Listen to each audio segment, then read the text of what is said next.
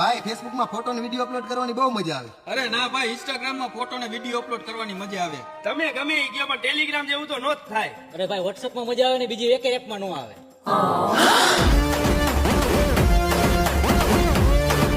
અરે ભાઈ, આવી જોરદાર એન્ટ્રી કોની થઈ? અમને શું ખબર.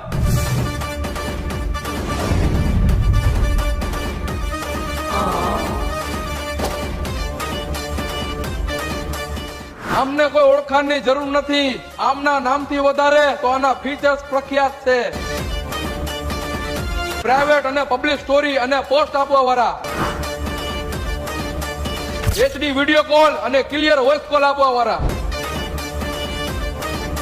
દરેક ડેટા શેરિંગ અને ચેટમાં પ્રાઇવેસી અને સિક્યુરિટી આપવા વાળા,